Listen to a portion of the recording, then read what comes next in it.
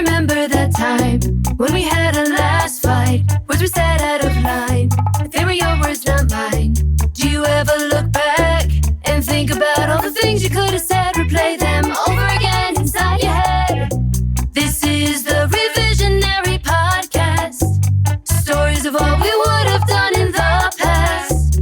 This is the Revisionary Podcast with your host, Juan Carlos. The Revisionary Podcast. Hello, and welcome to another episode of the Revisionary Podcast. And as always, I'm your host, Juan Carlos. So, if you have never listened to the Revisionary Podcast before, the way this works is every week we bring on guests. Usually, a lot of them are comedians, but not always. I like to change it up and keep people on their toes. And they have an opportunity to tell us a story about their life, a nonfiction story at that. And then after they tell their story, I give them an opportunity to retell the same exact story, except this time they get to change any facts or details that they like about their story. Afterwards, we discuss the impact of the changes that they've made to their story. So it's a pretty simple concept and one that we've really come to enjoy. First and foremost, I want to start out by saying thank you very much to all of the listeners. I've been watching the numbers on this podcast and we have been growing steadily. And honestly, it is all because of you. Not to mention, I think last I checked, there were over 20 different countries tuning in, which is phenomenal. That's amazing that these stories are being shared throughout the world. So thank you to each and every single one of you that has supported us. Also, if you don't know, I've announced this a few times and the contest is still ongoing. We have an ongoing contest, so make sure you go ahead and subscribe and like us and leave us those 5-star ratings on Apple Music because it makes a world of a difference. If you really, really want to help, go ahead and tell me what is it that you like about the show. Like, let other people know so that they can tune in as well. Also, there's a cash prize associated with this contest. I believe it's $50 that's being given away to someone who will be chosen at random. So please make sure that you don't miss out on an opportunity to be included in the contest. And make sure you follow us on social media so that you don't miss out on anything that's going on at the Revisionary Podcast. So make sure you're following us on Twitter, which is Revisionary Pod, and make sure you're following us on Instagram, which is Revisionary Podcast. Also, I want to say that last week when we dropped the Nicole Anthony episode, I didn't record this, but I was able to get Nicole on the phone after we were done recording. And we actually surprised my little brother, Jason. We invited him onto the Zoom call. And for me, that was a very special moment because I could see how excited my little brother was to, well, he didn't meet her in person, but to meet Nicole Anthony, he was so excited. His reaction was one of utter shock.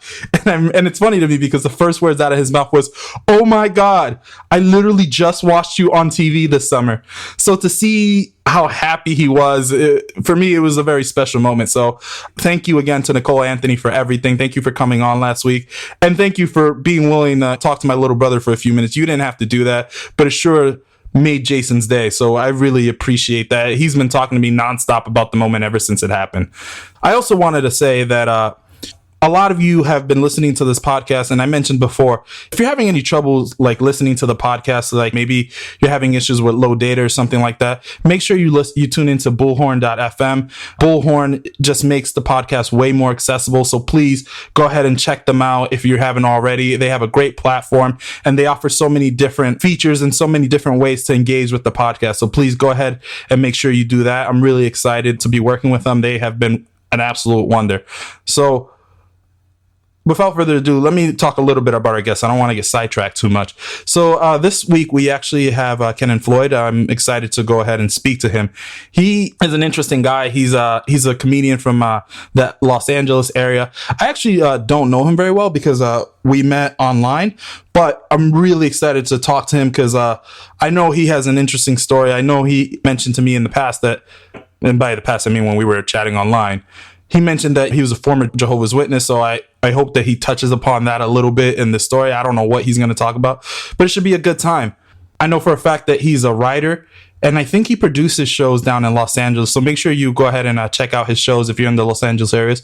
Of course, I mean post-pandemic, but you know what? I don't want to delay this too much, so without further ado, let's go ahead and see if we can get Kenan on the line. Hey, Kenan, how are you? I'm doing good. Thank you for having me on your incredible podcast. I really appreciate your time, and we really appreciate having you here. So what have you been up to? Well, I'm living in Los Angeles and it's burning right now. So I'm trying to stay unburnt and un-COVID. So it's funny because I've been out in Seattle and all that smoke that came up from LA was choking me up here. So I was like, could you guys like handle that? Like we need that taken care of now. Well, what's weird about it is we have fires around this time of year, every year.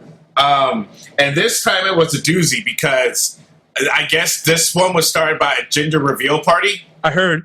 And I think that's messed up because I don't even know what the gender of the baby is. You at least owe us.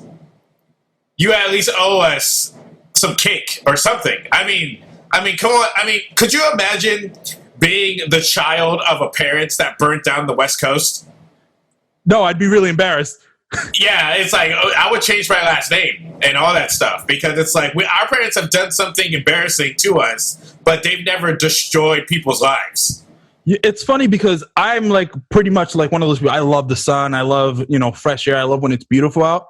I was praying for it to rain because I couldn't breathe. Like my eyes were getting watery. I was stuck inside for like 10 days. I was planning on finally getting my life right and working out. And then these fires happened. I was like, so I'm still fat. And, that's your fault, whoever started this. Yeah, I mean, look, fires are trying to kill us. Earthquakes are trying to kill us. COVID's trying to kill us. The police are trying to kill us. It's not it's not a good time right now.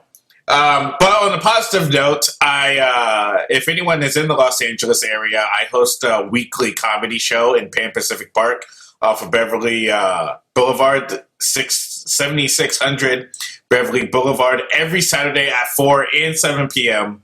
So if you want to get outside, if you want to get some laughs, we have great comedians from all over the city. So come by and join us at Pan Pacific Park at 7600 Beverly Boulevard in Los Angeles, California.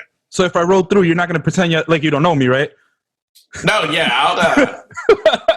I'll act steak for a couple minutes, and then we'll go off in the corner where no one can see us, and I'll give you a high five or something. Oh, all right, cool. You know how it is out here, you LA people. Y'all like, how useful are you right now? Are you in the industry? Nah, okay, we're good. Are you in the industry? What can you do for me? Yeah. Yes. No, I'm just kidding. Shout out to all the LA comics. Nothing but love over here. Well, that's one of us. So what else have you been up to? Have you've been working on a podcast of your own? Yes. So I've done a few episodes, but I've recently gotten back into doing a podcast with a comedian from Connecticut named Maurice Green called The Light-Skinned Perspective. If you guys want to check it out, you can actually subscribe to our YouTube channel, The Light-Skinned Perspective Podcast. We got about 15 episodes up now, and we're going to continue to do episodes and hopefully build a large fan base. We talk about politics, we talk about dating, we talk about relationships, we talk about movies, we talk about a whole bunch of different things. So it's a fun time, two comedians that are bald and light-skinned talking about life. So come check us out at the Light-Skinned Podcast. Why did the bald part matter? I'm just curious. For some reason, we're both bald. Does that make you angry? I feel like bald people are angry. No, I mean, I'm not angry. I mean, I've definitely leaned into my baldness. I see. It did sneak up on me because I kind of started losing my hair young. So what I used to do is I used to get my hair cut real nice, like real straight and stuff. Yeah. At a Dominican barber. And but one day my friend came up to me because my hair grew out a little bit. He's like, yo, bro, I have to tell you something. I don't know how to tell you, but you're losing it in the back. And it's like I had like that hole in the back. Oh, the crown? I started getting like a George Jefferson at 27. So that's when I just started just shaving it all off. And I get hair on my face. So, I mean, that's... It seems like a small penance to pay. Yeah. You know, it's funny. This is a true story. I actually had a similar problem. So I've always traditionally had longer hair or whatever. And I remember I was like, this was a few years ago. My mother tells me, she goes, I think you're going bald. And I was like, no, it can't be. So for like 3 weeks, I would like stare myself at work, looking for bald spots, swearing that I was going bald. So I think it was like for my 28th birthday, I shaved my head completely, worried that I might go bald. And then Turns out my hair was fine. It's just I have curly hair. That's all that was. Also, I realized as I'm telling this story that I'm just chock full of privilege. Here I am talking about my petty problems, and you are actually without hair. Yes, I hate you right now. It's all good. Fair enough. Well, why don't we just go ahead and jump right into it? Kenan, the stage is yours. Why don't you go ahead and tell us your story? Well, I was raised a Jehovah's Witness, and when I say raised, every sense of the word, from infant, from before the womb until 30 years old. When you're born into a religion like the Jehovah's Witnesses, there's a lot of expectations that are expected of you, especially in my case, because I had very popular Jehovah's Witness parents. Like, for example, my father was an elder in the congregation. My mother was a pioneer, which is like a full-time evangelizer. And, of course, the children are expected to follow suit. That's kind of the pressure that they put on you in the church, because it's all about reputation. It's all about doing what's right, looking good, and making sure that people respect you for the things that you do for the church. The issue that I had, though, was that I was fine living in a Jehovah's Witness household, but I was interested in other things. Like, for example, I started doing comedy at 15. Right. Are you not allowed to as a Jehovah's Witness? Well, to pursue a career in the entertainment world is very tricky because they feel that anything that's not associated with the church is associated with Satan the devil. Wow. So there's the difference. There's the Jehovah's Witnesses, and then there's what you call the world. And the world is everything that's outside of the church. So if you say, okay, I want to have a lucrative career, that means you have to go into the world and spend time in that world to build your career, right? Right. So anytime I'm like, oh, I want to work in entertainment, I didn't just want to do comedy. I also wanted to make movies. I want to write, direct, and produce my own movies. And that's a lot of time that you have to spend with other people that are not Jehovah's Witnesses. You have to work with people that are Jehovah's Witnesses all the time. You have to dedicate most of your life to the craft. You have to go to school, so you have to spend a few years learning about it. You have to spend a lot of time on set, post-production, etc., being involved in that lifestyle, going to award ceremonies, going to networking dinners. So it's very hard for a Jehovah's Witness to split that time between pursuing a full-fledged career in entertainment and also hand out Watchtower subscriptions. Got it. So it came down to what can I do where I can kind of finagle it, where I can do both. I can be satisfied, I can please my parents, I can please my friends, but I can also pursue my passion. Because it got to a point where I could not live without doing my passion, right? Right.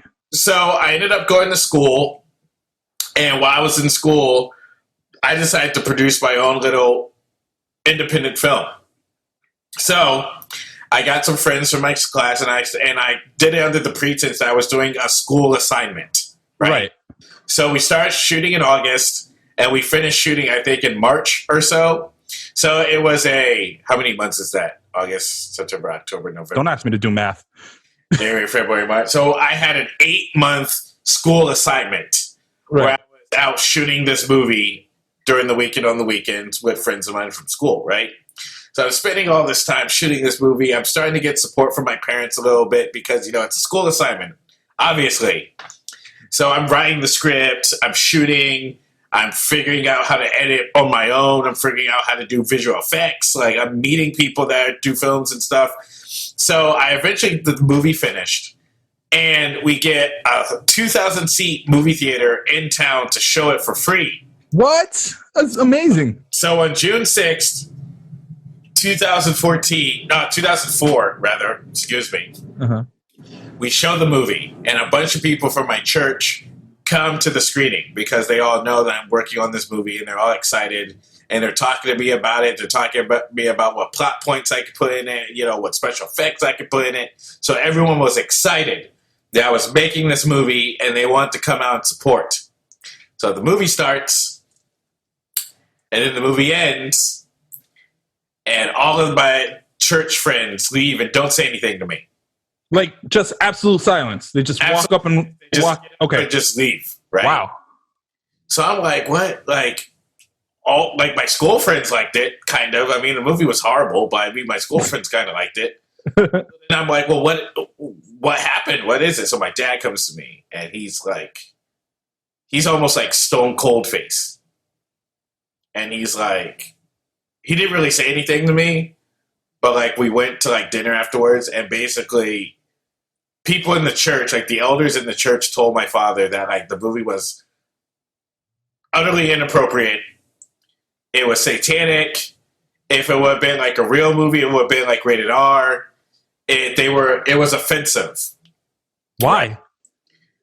I don't know. I really don't know. Let's back up for a second here. What was the movie about? What was the plot? So the plot was basically about, there was this special crystal.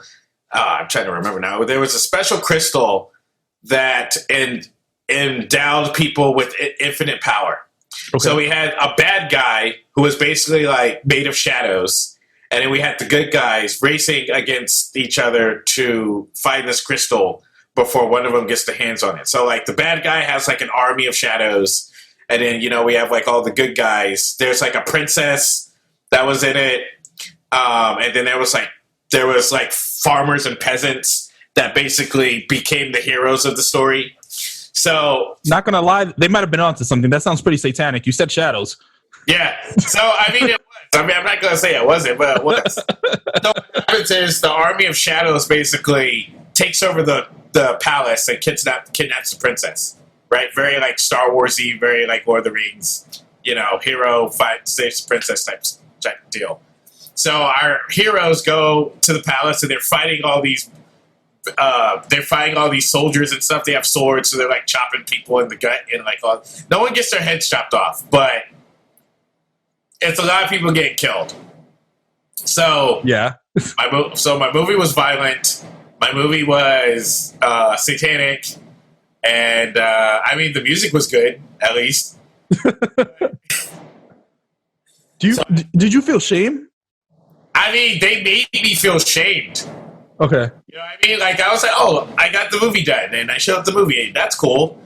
Because it was supposed to be 2 screenings. So there was going to be one screening on Saturday, and then there was going to be another screening on Sunday. So I was like, okay, cool. Well, we're going to do another screening. And a lot of people were there, too. And it was like, oh, there's going to be, like, another screening tomorrow. So that's cool. Or whatever, right? And so I felt good for, like, a second. But I didn't think about it because I was in the ecstasy of finally getting a movie done and showing it. So afterwards, my dad was like, all right, you have to like destroy all the copies of the movie and we can't, all this stuff. I'm like, oh my goodness, what happened? You know what I mean? So after that, what they do is in the church, I actually was I was what you call reproved. Like I couldn't like do like church privileges and stuff. Like what? Like in the Jehovah's Witness church, there's like certain privileges that you have, like passing the microphone for people, or praying for the congregation, like stuff like that. Stuff at this point, you're like, oh, well, that was dumb. Like, who cares, like, about that stuff? Right. But I wasn't allowed to do. I was on punishment, I guess you could call it, right? Mm-hmm. So the elders called me into the back room and they explained to me, they're like, we felt abused because we came to see your movie and it was utterly and indespicably inappropriate for us to watch. So I was like, so I tried to act like I was disappointed in myself. I was like, oh yeah, I'm sorry. I bowed my head. I was like, oh, I'm so ashamed that I put you guys through that. I'm so sorry. Right. And then that was it. Like, I was going to go to film school and shit. I couldn't go to film school. I was going to go, I wanted to pursue a career in movies, and it wasn't going to happen in those circumstances. So it really put a damper on you, like the whole experience?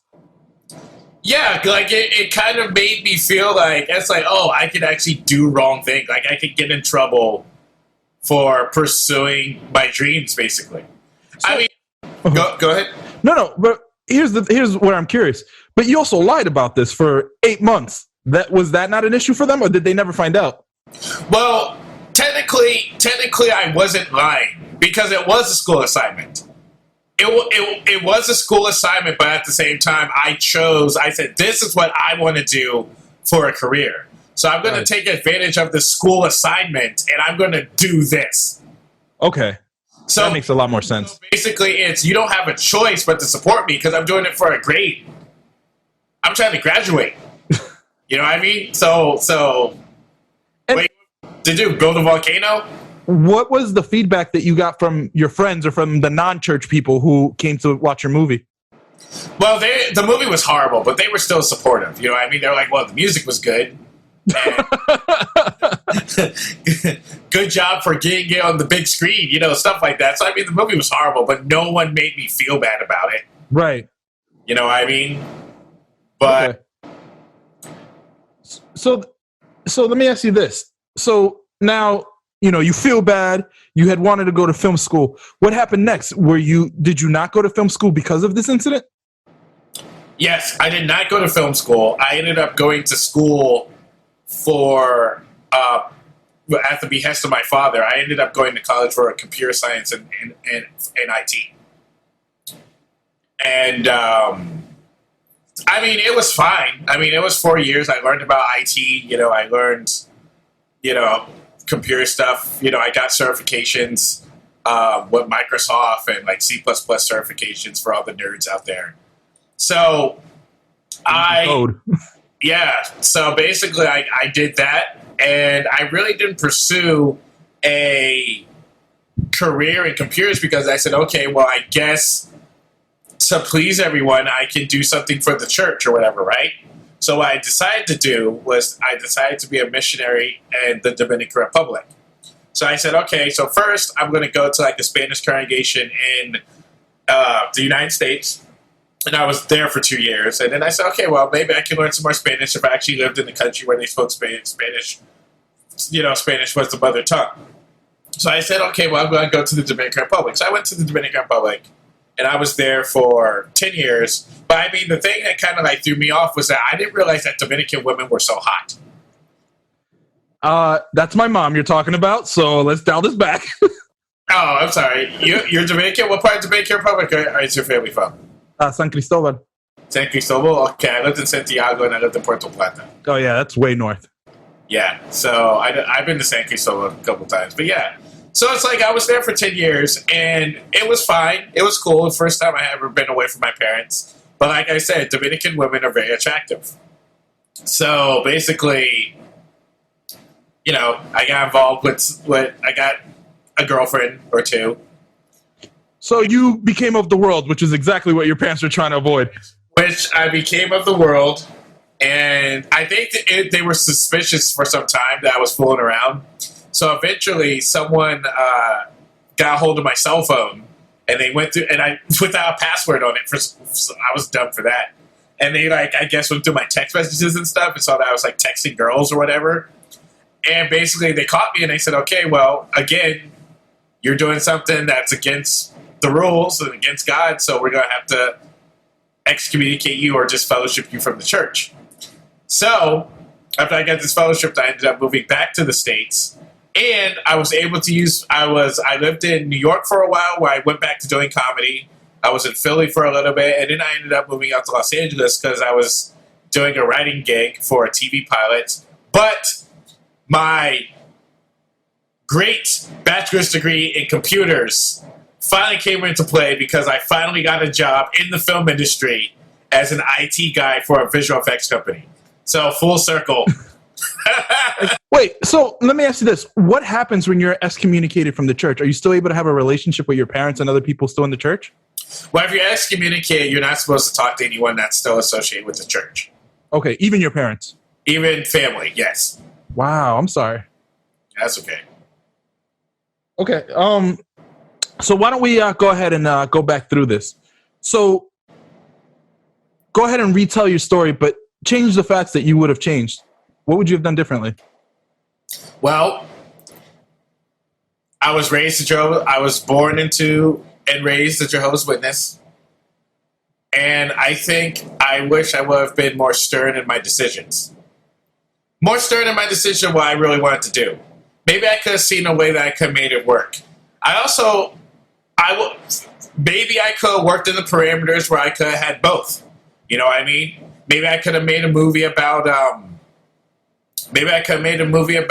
creeks or people that like to walk in the woods. Or maybe I could have made a movie about high school students that were trying to stop their principal who happens to be an alien or something. Maybe it could have been something a little bit more lighthearted. You know what I mean? Maybe I should have sat there and just thought about a better story that everyone could have enjoyed. So I could have been a successful filmmaker and also still had friends. So what inspired you to make the film on that matter you did choose? Well, I just think at the time, like Lord of the Rings was popular at the time, Harry Potter was popular at the time. I see. And Star Wars was a thing. So I basically was just like, oh, I would love to make like at least a parody or something of this. Because let's face it, these movies are ridiculous. Like these fantasy films and all these movies are totally ridiculous. Oh, so it's like such a Slytherin. I don't know what that means. But anyway. I said, what if I just kind of did like a little parody or kind of make my own thing? Because one thing we don't see in these movies, we don't be seeing no black people running around these movies. That's true. So even back then, I was like, what if I did like a Black Lord of the Rings or whatever, right? So, I mean, that's really the tip that I was on. I was like, yo, it would be cool if this happened or if this happened or if this. Okay, so let's just say that you had done something a little more... I don't want to say innocent because that's not what the implication I'm trying to make. But let's say a different subject matter. It's lighter. Let's say it's accepted by the church. So would they have immediately? You talked about going off to film school and having the best of both worlds, but they would have supported you.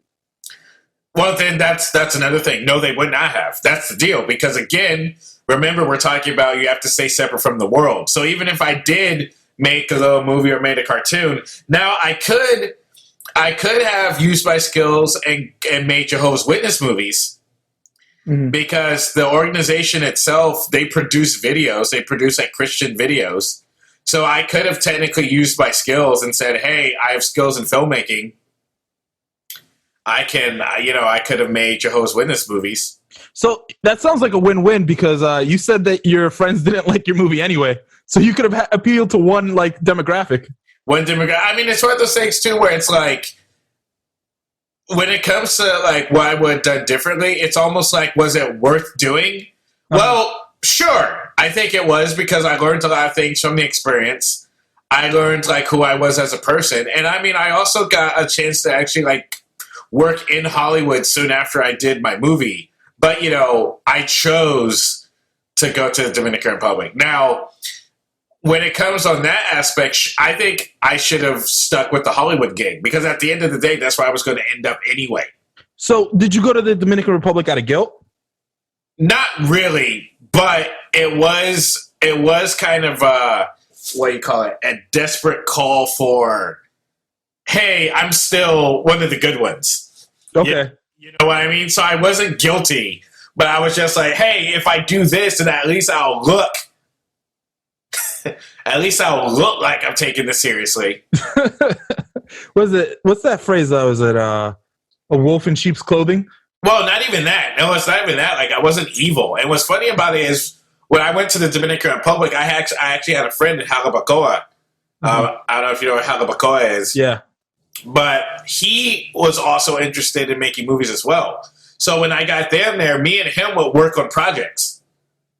You know what I mean? So, I mean, it was like, oh, here's someone that's doing the best of both worlds. I mean, he's working on projects. He's working on his own movies. I mean, obviously, they're not like movies that are going to theaters. It's just stuff he's doing like as a hobby. Right. But, I mean, I was still able to get my rocks off where I was like, oh, hey, I'm still kind of like doing the thing. I'm doing the thing that I want to do and I'm enjoying it.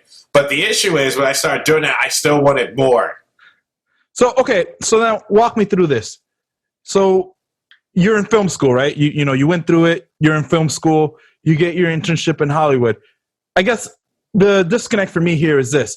You're saying that you still wouldn't have had the support of the church. So essentially you would have still been in the same exact situation you're in now, except you'd be further in your film career. Is that what it is? Except I would be further in my film career. So at this point, I'm I almost won an Oscar. Oh my god, yeah. I almost won an Oscar for great screenplay. I've won an Emmy for one of my television shows.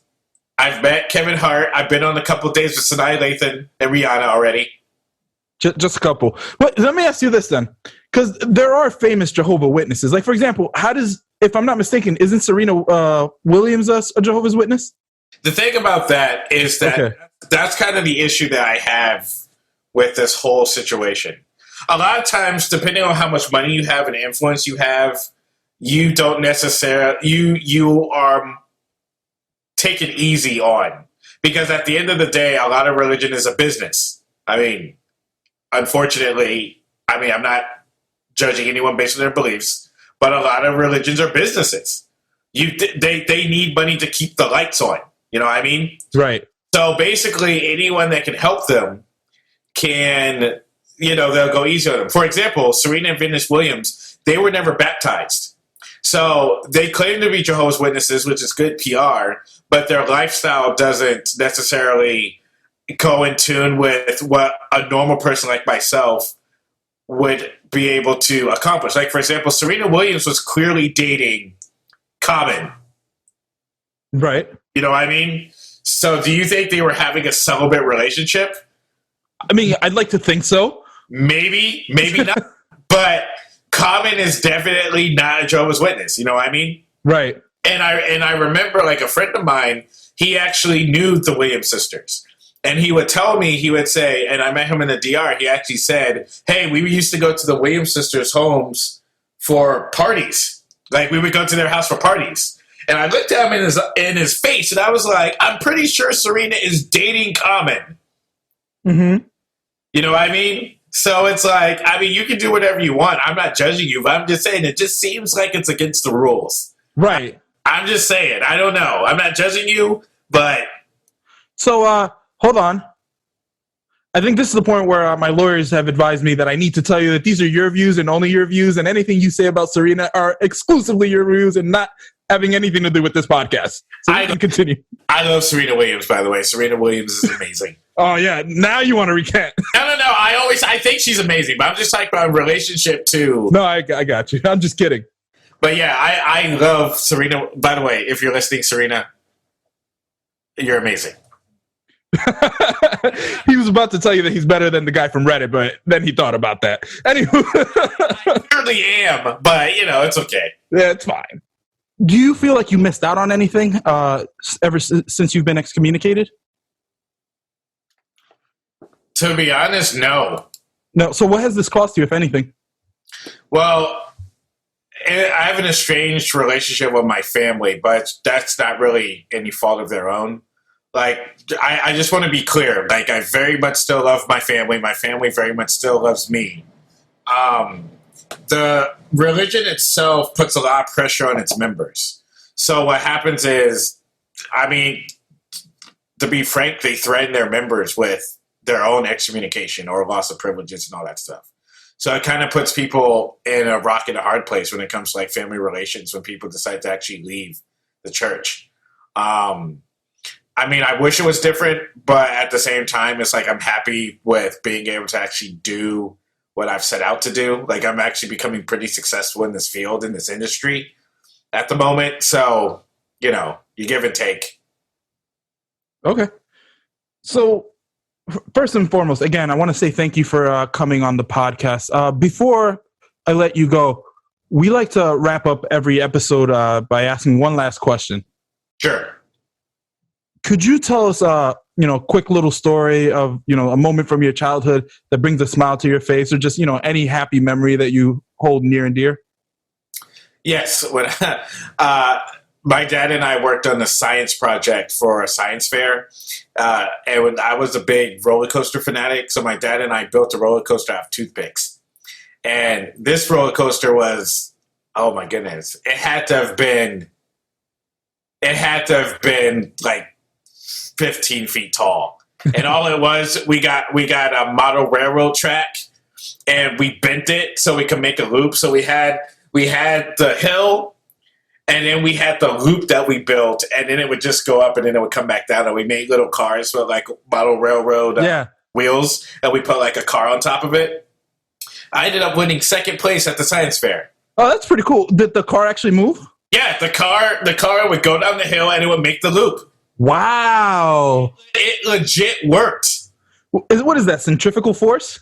Yeah, centrifugal force. And I put together a little presentation board. Yeah. So I had the roller coaster in front, and then in the back I had like a 3-piece presentation board. And my presentation was called Thrill Rides, the Science of Fun, or something. Something like that.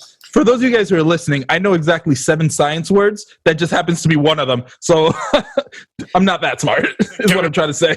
Force and physics. So that's pretty cool. Thank you for coming on again. Do you have any last word for our revisionaries before we let you go? Pursue your dreams. Be happy, and be happy with those that are around you. And where can we follow you?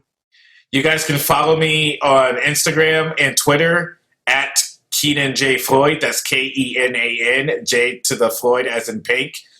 That's Kenan J. Floyd on Twitter and Instagram. You can also check out my podcast, The Light Skin Perspective, on YouTube. Go and look up Light Skin Perspective Podcast and subscribe. Well, thank you very much for your time. Take care, Kenan. You too. The Revisionary Podcast. So that was an interesting perspective. Who would have thought that a movie would cause so much drama? And it seems to me like some of the issues that he's experiencing have affected him to this day.